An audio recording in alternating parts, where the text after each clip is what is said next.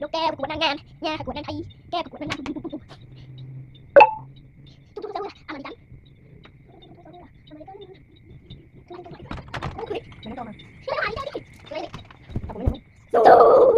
ผมไม่ยังสักไม่หมดเลยนะเป็นอาร์ตดูแล้วตาสอนแล้วเหรอพรุ่งนี้ต้องไปเรียนนะมันแต่งตัวอย่างเดียวมันไม่ได้ฮะลุกขึ้นไปตรงนู้นลุกขึ้นกันเดี๋ยวผมไปเรียนนะตาสอนก่อนตาสอนอะไรสู้มาสิ